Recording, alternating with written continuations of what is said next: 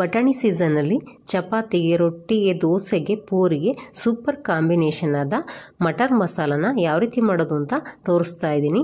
ಇದನ್ನು ನಾವು ಊಟದ ಜೊತೆ ಸೈಡ್ ಡಿಶ್ ಆಗಿ ಕೂಡ ಮಾಡಿಕೊಂಡು ತಿನ್ಬೋದು. ಬನ್ನಿ ಇದನ್ನು ಯಾವ ರೀತಿ ಮಾಡೋದು ಅಂತ ನೋಡೋಣ.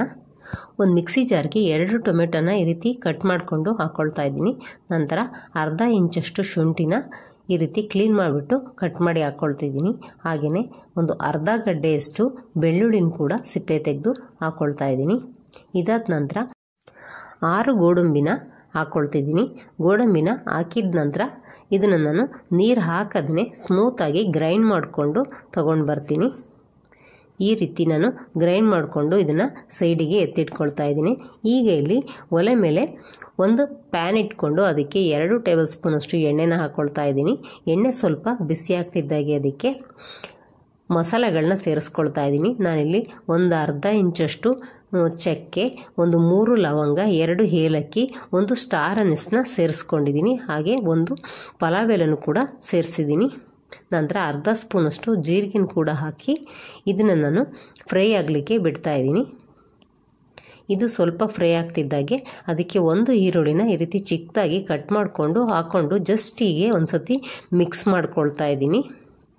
ಇದು ಸೀದೋಗದೆ ಇರಲಿ ಅಂತ ಈ ರೀತಿ ಮಿಕ್ಸ್ ಮಾಡಿದ ನಂತರ ಮೊದಲೇ ಕ್ಲೀನ್ ಮಾಡಿ ತೊಳೆದು ಇಟ್ಕೊಂಡಿರ್ತಕ್ಕಂತಹ ಹಸಿ ಬಟಾಣಿನ ಸೇರಿಸ್ಕೊಳ್ತಾ ಇದ್ದೀನಿ. ಹಸಿ ಬಟಾಣಿನ ಸೇರಿಸಿದ ನಂತರ ಉರಿನ ನಾವು ಮೀಡಿಯಮ್ ಫ್ಲೇಮ್ ಇಟ್ಕೊಂಡು ಇದನ್ನು ಮಿಕ್ಸ್ ಮಾಡ್ಕೊಳ್ತಾನೆ ಸುಮಾರಾಗಿ ಒಂದು 3ರಿಂದ 4 ನಿಮಿಷಗಳ ಕಾಲ ಇದನ್ನು ಬೇಯಿಸ್ಕೊಳ್ಬೇಕು. ಈ ರೀತಿಯಾಗಿ ನಾವು ಮಿಕ್ಸ್ ಮಾಡ್ಕೊಳ್ತಾನೆ ಮೀಡಿಯಮ್ ಫ್ಲೇಮ್ ಇಟ್ಕೊಂಡು ಬೇಯಿಸ್ಕೊಳ್ಬೇಕಾಗತ್ತೆ. ಈಗ ಇದಕ್ಕೆ ಸ್ವಲ್ಪ ಕರಿಬೇವಿನ ಸೊಪ್ಪನ್ನು ಕೂಡ ಸೇರಿಸ್ಕೊಳ್ತಾ ಇದ್ದೀನಿ. ನಂತರ ಅದಕ್ಕೆ ಸ್ವಲ್ಪ ಉಪ್ಪನ್ನು ಕೂಡ ಸೇರಿಸ್ತಿದ್ದೀನಿ.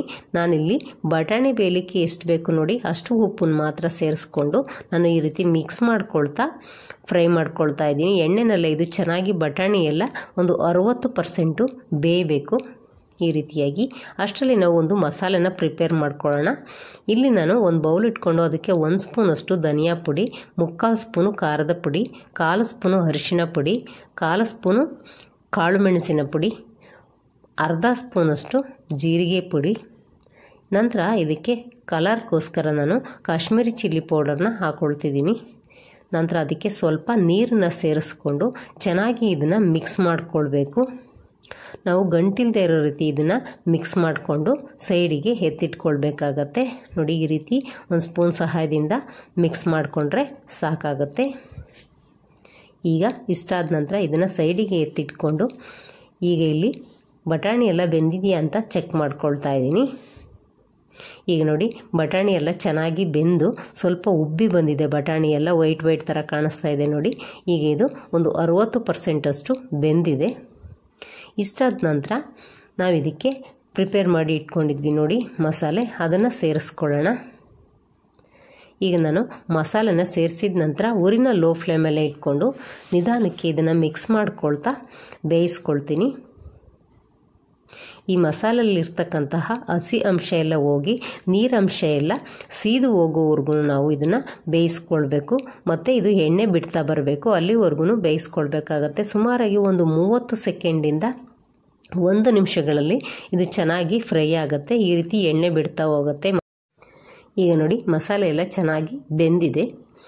ಈ ಹಂತದಲ್ಲಿ ಇದಕ್ಕೆ ನಾನು ಗ್ರೈಂಡ್ ಮಾಡಿ ಇಟ್ಕೊಂಡಿದ್ದೆ ನೋಡಿ ಮಸಾಲೆ, ಅದನ್ನು ಸೇರಿಸ್ಕೊಳ್ತಾ ಇದ್ದೀನಿ. ಈಗ ಮಸಾಲೆನ ಹಾಕಿದ ನಂತರ ತಳ ಒತ್ತದೇ ಇರಲಿ ಅಂತ ಈ ರೀತಿ ಒಂದು ಸತಿ ಮಿಕ್ಸ್ ಮಾಡ್ಕೊಳ್ತಾ ಇದ್ದೀನಿ. ಈ ರೀತಿ ಜಸ್ಟ್ ಒಂದು ಸತಿ ಮಿಕ್ಸ್ ಮಾಡಿ ನಾವು ಈ ಬೌಲ್ನ ತೊಳೆದ್ಬಿಟ್ಟು ಸ್ವಲ್ಪ ನೀರನ್ನು ಸೇರಿಸ್ಕೊಳ್ತಾ ಇದ್ದೀನಿ. ಈ ನೀರನ್ನು ಸೇರಿಸಿದ ನಂತರ ನಮಗೆ ಗ್ರೇವಿ ಕನ್ಸಿಸ್ಟೆನ್ಸಿ ಯಾವ ಸ್ಥಿರತೆ ಬೇಕೋ ಅದನ್ನು ನೋಡಿಕೊಂಡು ನಾವು ನೀರನ್ನು ಸೇರಿಸ್ಕೊಳ್ಬೇಕು. ನಿಮಗೆ ತುಂಬ ಗಟ್ಟಿಯಾಗಿ ಬೇಕು ಅಂದರೆ ಸ್ವಲ್ಪ ಕಡಿಮೆ ನೀರನ್ನು ಸೇರಿಸ್ಕೊಳ್ಬೋದು, ಇಲ್ಲ ತೆಳುವಾಗಿ ಬೇಕು ಅಂತಂದರೆ ಜಾಸ್ತಿ ನೀರನ್ನು ಸೇರಿಸ್ಕೊಳ್ಬೋದು. ಈಗ ನಾನು ಬಟಾಣಿ ಬೇಯಲಿಕ್ಕೆ ಸ್ವಲ್ಪ ಉಪ್ಪನ್ನು ಹಾಕಿದ್ದೆ. ಇವಾಗ ನೋಡಿಕೊಂಡು ನಾವು ಉಪ್ಪನ್ನು ಹಾಕ್ಕೊಳ್ಬೇಕಾಗತ್ತೆ. ಈಗ ಉಪ್ಪು ಹಾಕಿದ ನಂತರ ಚೆನ್ನಾಗಿ ಈ ರೀತಿ ಮಿಕ್ಸ್ ಮಾಡ್ಕೊಳ್ತಾನೆ ನಾವು ಮೀಡಿಯಮ್ ಫ್ಲೇಮಲ್ಲಿ ಇದನ್ನು ಬೇಯಿಸ್ಕೊಳ್ಬೇಕು. ಮಧ್ಯೆ ನಾವು ಈ ರೀತಿ ಮಿಕ್ಸ್ ಮಾಡ್ಕೊಳ್ತಾನೆ ಬೇಯಿಸ್ಕೊಳ್ಬೇಕಾಗತ್ತೆ, ತಳ ಹಿಡಿದೇ ಇರೋ ರೀತಿ. ಇದುವರೆಗೂ ವಿಡಿಯೋ ನೋಡಿದರೆ ರೆಸಿಪಿ ಇಷ್ಟ ಆದರೆ ಒಂದು ಲೈಕ್ ಕೊಡೋದನ್ನು ಮರಿಬೇಡಿ. ಮರಿಬೇಡಿ. ಹಾಗೆ ಸಬ್ಸ್ಕ್ರೈಬ್ ಕೂಡ ಮಾಡ್ಕೊಳ್ಳಿ. ಬೆಲ್ ಐಕಾನ್ನ ಒತ್ತಿ ಆಲ್ ಆಪ್ಷನ್ನ ಸೆಲೆಕ್ಟ್ ಮಾಡ್ಕೊಳ್ಳಿ. ಆಗ ನಾವು ಆಗ್ತಕ್ಕಂತಹ ಎಲ್ಲ ರೆಸಿಪಿಗಳನ್ನ ನೀವೇ ಮೊದಲು ನೋಡ್ಬೋದು. ಈಗ ನೋಡಿ, ಈ ಮಸಾಲೆ ಎಲ್ಲ ಚೆನ್ನಾಗಿ ಬೆಂದು ಎಣ್ಣೆನ ಬಿಡ್ತಾ ಹೋಗ್ತಾ ಇದೆ. ಈ ಹಂತದಲ್ಲಿ ಇದಕ್ಕೆ ನಾನು ಅರ್ಧ ಸ್ಪೂನಷ್ಟು ಗರಂ ಮಸಾಲ, ಹಾಗೆಯೇ ಸ್ವಲ್ಪ ಕಸ್ತೂರಿ ಮೇಥಿನ ಈ ರೀತಿ ಕೈಯಿಂದ ತಿಕ್ಬಿಟ್ಟು ಹಾಕ್ಕೊಳ್ತಾ ಇದ್ದೀನಿ.